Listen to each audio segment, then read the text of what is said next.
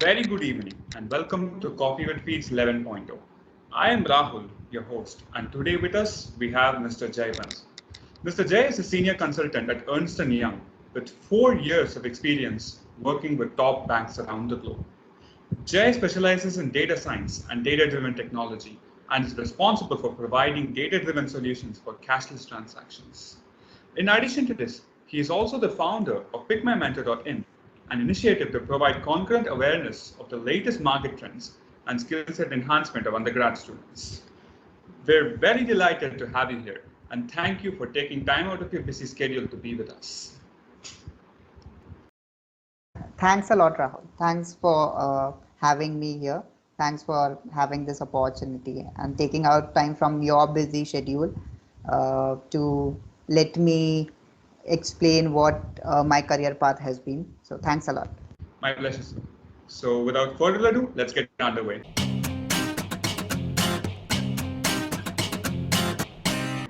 So first off, can you give us a very brief description of yourself and your work profile? Yeah, sure. So as you know, my name is Jay Bansal. I have done BTech from NIT Trichy. So I graduated from NIT Trichy in 2017 from chemical engineering, and I got campus placed at EXL. So EXL is not any chemical company. It was completely different domain. So I came into data analytics, and since then I have been working with data analytics since August 2017. In the past, I have worked with 3 companies, EXL, KPMG, and now I am working with ENY. I have worked with global banks across different geographies, USA, UK, and now South Asian geography, Singapore and all. So that's pretty much about me. Along with that, I have worked with some of the NGOs in past 4 years of my professional career, which is something very personal to me. I did that because of some personal reasons, and now I have been working with PickMyMentor from past 4 to 5 months, and yeah, we'll talk more about PickMyMentor. Okay. So yes, we will talk about more about PickMyMentor coming up. But the next question is linked to your to shift from chemical engineering to a totally different domain.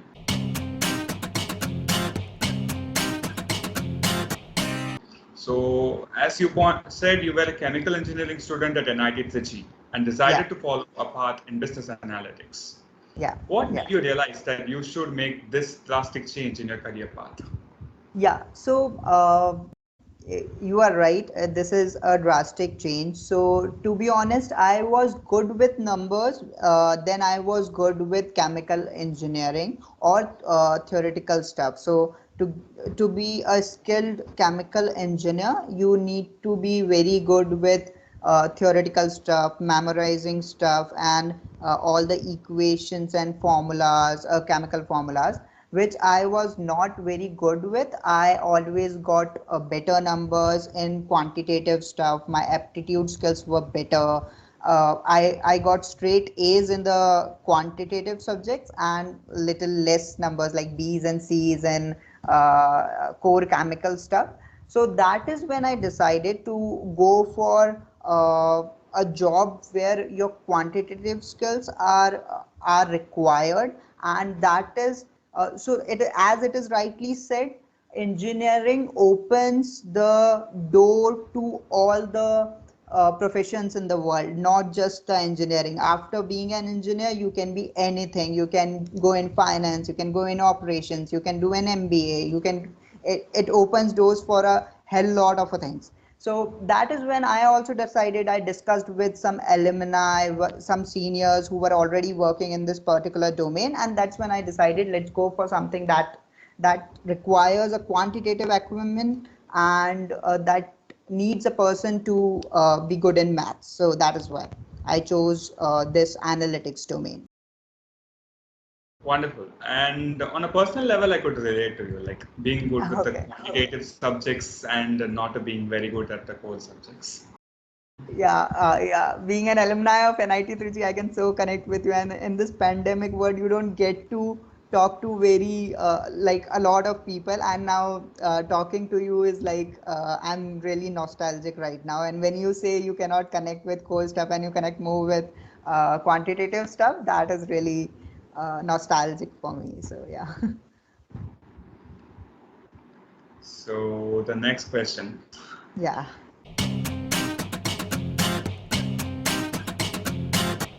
What should students know before taking up data science and technology? What skills should one develop to make a career out of it and become an industry leader like you are? Yeah, so I will not classify myself as an industry leader. I have just started working with consultancy firms. So, but yeah, the question you have asked is a very common question in today's placement world, and a lot of people have this doubt. So to be honest, consultancy firms do not need any a lot of position of responsibilities that people run behind, or you have to dip your fingers in 10 different things. But what they look for is quality over quantity, which is whatever you have done, you are good with that, and most importantly, they look for your quantitative skills and your problem solving skills. So that can be judged. Quantitative skills are generally judged by online tests that are conducted by these companies, and your problem solving skills will be judged on the basis of your internships. How do you explain your internships, and how do you perform in the interviews, the case studies that they give you. So more instead of focusing more on dipping your fingers in 10 different things, I would recommend to you guys to focus on your quantitative and then your intellectual problem solving skills, which is really helpful going forward. Secondly, I would say there are some courses. If you think that you are good with all these things, you can do some courses, some domain specific courses. Like if you want to go into finance, like data science and finance stuff, you want to work for banks and provide your financial consulting, then you can give some exams like CFA and FRM. All these things, these are like your industry, in demand in your industry and all these things. So I would recommend all these things. You can gain domain specific knowledge, plus you can good with your quant. That is very enlightening. Yeah, that was a really long answer, I know, but yeah, I hope I have covered all the points that I have. Yeah. So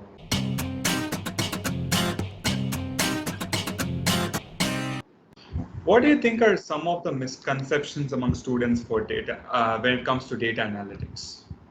One of the main misconceptions that people really have early on when they start preparing for data analytics companies is uh, data analytics companies are at least in campus, they are looking just for the people who know software such as Python and SQL and everything. But that is a misconception. Please please work on your quantitative and aptitude skills before you get into Python and all these things. So this is one of the biggest misconceptions. Obviously, these are plus points. Knowing Python or SQL or R is a plus point, but please don't do them uh, by compromising the time, by compromising not working on your quantitative skills. This is one misconception. Second is you won't be able to get into data analytics if you have done your internships in core domain. That does not matter. You can be from any field. You can be a 9 pointer. A lot of people think that being a 9.5 pointer might not make you land up into a data analytics company, because companies might think that because you have a good GPA you want to go into core domain. That is not true. Just be genuine to yourself when like looking from this side of interview panel, when I take interview, I just want to know whatever you have written in your resume, you are genuine on that. So just be genuine in whatever you are doing. Don't think that doing an internship in chemical domain will not give you data analytics. Second, third and last misconception can be you people a lot of people think that it's really a technical job, but a lot of times it becomes a lot a lot more into documentation and presentation making job, where you just have to make presentations and draw insights, and you are not doing much of the technical stuff, like doing it on Python or building models and all these things. uh, a lot of it becomes you're making presentations and just pitching it to clients. So these are the misconceptions that I've been through, at least.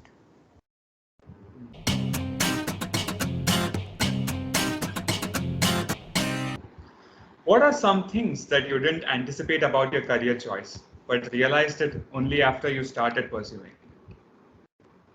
Yeah.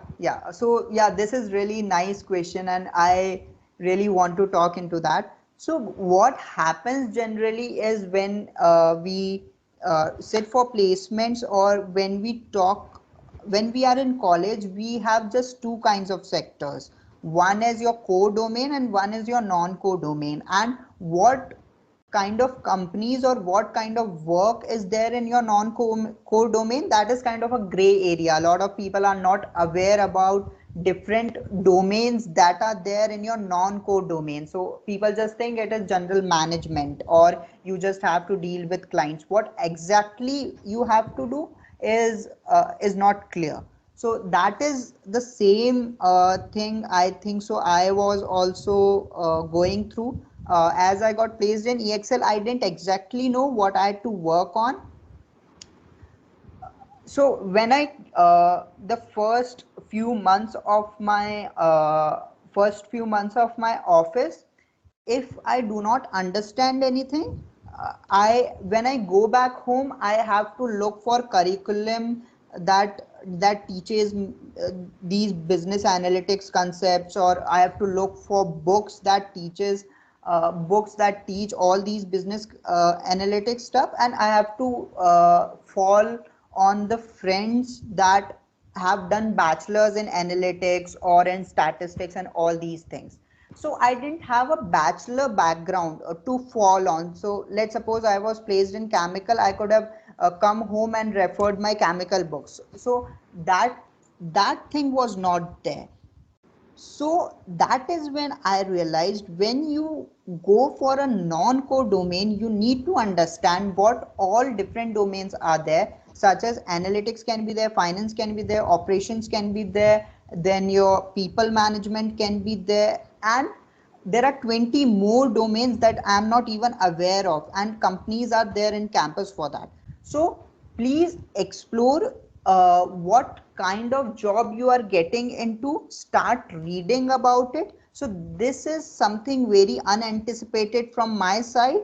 I didn't know what I was getting into, and it took me around one and a half year into the domain to get to the right material to read. So that is something that was really unanticipated on my part. I kind of agree with the whole multiple domains within a single domain field. Yeah. Like even when like, a company started to come for my internships, like I was genuinely overwhelmed by the amount of jobs, the varying jobs that came with it.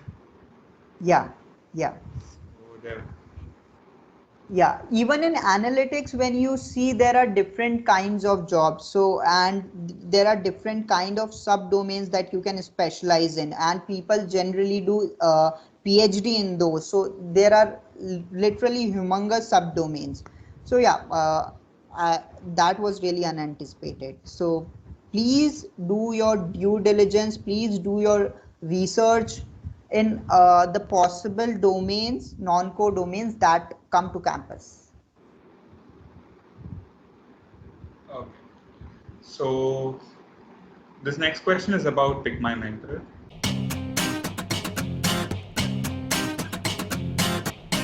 PickMyMentor is an amazing initiative to bridge the gap between students and alumni. So, what inspired you to create such a platform, and what are the other goals that you have set for PickMyMentor? Right, right. So, Pick My Mentor. Pick My Mentor is a solution to provide one-on-one mentorship to current undergraduate students.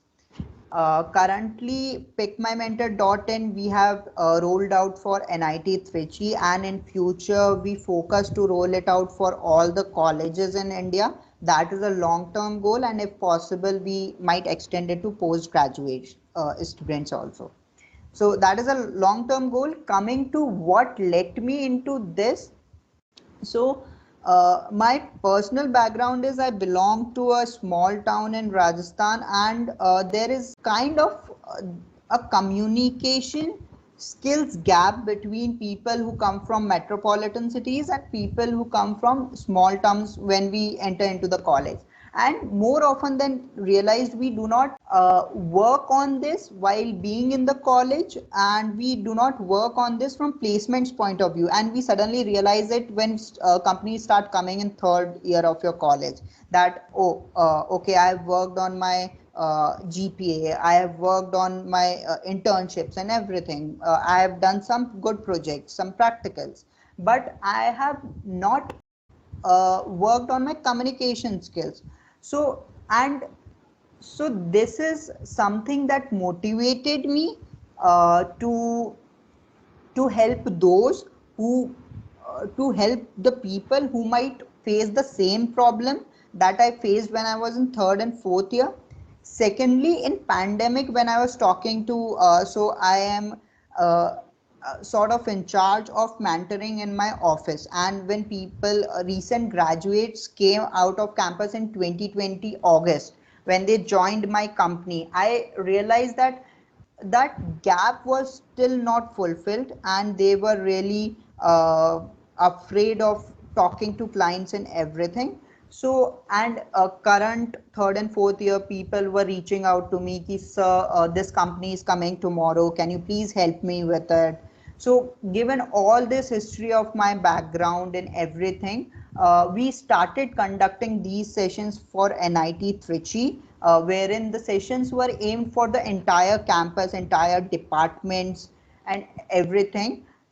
But what we realized that there were some specific personalized questions of each and every students which we want to cater to, and that is when we started this one-on-one mentorship program for all the students that are there in NIT Trichy, and we might expand it to all the colleges in India. So it is a really simple platform where you can just go filter out your mentors and just book their calendar on the basis of their availability. So yeah, that was the motive, to cater not only just the top 5%, which generally different consultancy firms do, but the next the lowest 20% also, because in pandemic the peer interaction also is reduced to a great extent. People do not know their classmates, their batchmates, forget about seniors and juniors. So having a connection with your alumni will grow your network, will grow your knowledge, and that was the sole motivation behind that. Amazing, sir. So, I personally know a lot of students who could benefit from this initiative. Yeah. So, I've met a lot of people from village areas during my time Yeah. back in college. And yes, I do agree about the pandemic's effect. So, yes, there would be a real kind of metaphorical wall in between one and the other. So they do not know each other's face. Communication becomes difficult. So I Right. kind of agree with that point too. And people tend to reserve, like when I talk to students, they themselves tend to reserve themselves ki, okay bhaiya, I am doing this,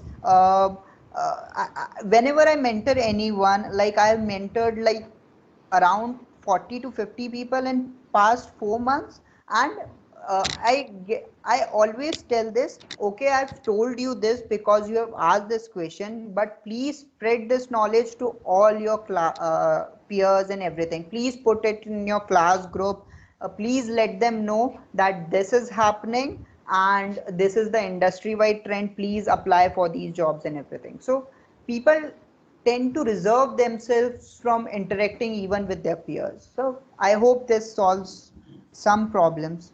So yeah.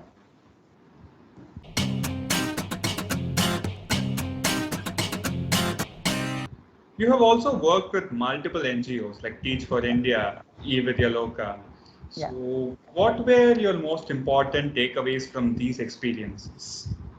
So yeah, coming back to my corporate background and my small town background, I so when I come from there, I see there are two things which is required to be successful in one anything that you do in life. One is time and effort, and second is you need to be aware of that opportunity, that there is something I can go and work on. And more often than we realize, we sometimes do not know even there is an opportunity that exists. So that is where because I felt it when I came to interact with a lot of people who are coming from bigger cities. What I and my friend who started Pick My Mentor with me, Mahesh Yogi, that we didn't know about a lot of stuff that happened in big cities. So that is when I wanted to help people who are not even aware of the opportunities, or people who don't even have these kind of opportunities. And that is when I come back and started exploring how can I contribute to society, and I stumbled upon eVidyaloka and then Teach for India. That these are some educational non-governmental organizations which is trying to educate underprivileged kids. And in the pandemic also I got an opportunity to came back to my town and see that is happening in front of me, that schools are closed, there are no good internet connection, or there are no teachers to educate these kids to. So that is when I enrolled myself to these startups. I think so in the just before the start of pandemic I started working with eVidyaloka, and just I think so in 2020 around September I started working with Teach for India. So just creating an even platform for all the school kids that are there, so that they do not miss on opportunities in pandemic, so that they do not lay back or fall back in terms of education or the rhythm that they have achieved in past years. So to help with this motivation, to fill the gap that is little inflated because of pandemic, I joined Teach for India and eVidyaloka. And just one more thing, one more learning that I had while working with these two NGOs are, there are still people in India who struggle for basic necessities. A lot of times we forget about them. And I had a student who had only one mobile at her home. That mobile was used by her to take her classes. That mobile was used by her sister to take her classes, and that mobile was used by their dad because he was an Uber driver. So one mobile was used by three different people. So we had to schedule our classes by being cognizant of his schedule, not my schedule. Because in pandemic, anyway, he was getting less number of rides. So he had to work extra number of hours to feed his family. So there are still people in India who need our help, and we need to help them. So that is one learning that I had, one very important. So that is really heartwarming to hear. Yeah. Yeah. Knowledge can help anyone, really. Anyone improve their standard of living. Yeah, knowledge is real power. I am learning this as I'm working in NGOs.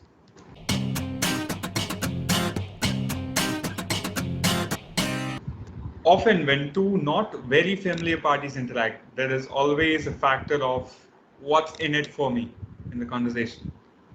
How do you think alumni student interaction can be in this respect?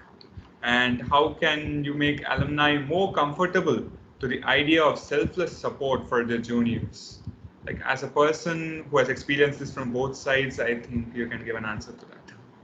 Yeah, I feel this. I wanted you to ask this question, and thanks a lot that you had this question in the list of questions you have. Uh, what undergrad students are being benefited from this Pick My Mentor thing is clear. They are getting good jobs and they are getting their doubts cleared and everything. What's in it for me for alumni?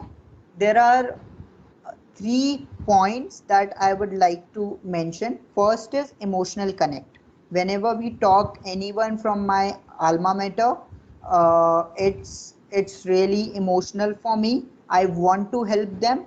I want that these kids should not face the problem that we faced when we were in their place, and they should get the best opportunity that they deserve.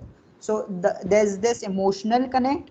Coming to practical point of view, personally, because I started Pick My Mentor, I genuinely reached out to, I think so, 20 more people from my batch than I would have if there was nothing like Pick My Mentor. And it has grew my network, which has not only helped me in just growing Pick My Mentor from the day when we started, but also growing my other professional network.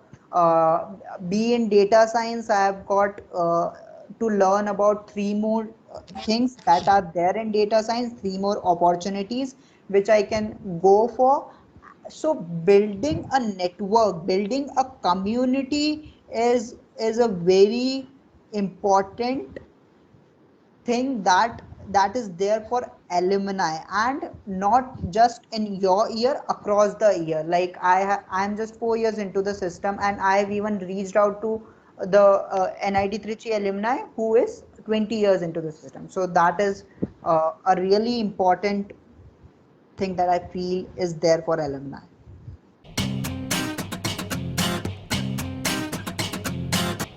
Last question. What would you like to say to students who are at a crucial crossroads of their life? Like a point where their decision could change the course of their life. Contemplating dipping their toes into a completely different field, like you did. When we are at a crucial point, what we think is taking step in any direction might turn into a wrong decision. That is the only fear that we have, and fear of missing out, that what if we take this direction and something better is there in this direction. At that point, just go to just do some introspection, go to your parents and talk to them that what do you really want to do in life. It might seem that the other direction is more fancy, and there is more success in that, but always follow your heart and just do it. It does not matter that other path is looking more glamorous or fancy. Just do what you feel is right, and just take a step in the direction you want to take into. Just take one first step, and you will be much more clear than before. So yeah. I agree with you. The grass is always greener on the other side, isn't it? Right. The grass is always greener on the other side. Okay, so this is all I have for today. And again, thank you for coming here. Yeah. Thank you. So, Thank you, and Rahul. and this is Rahul signing off. And see you next time.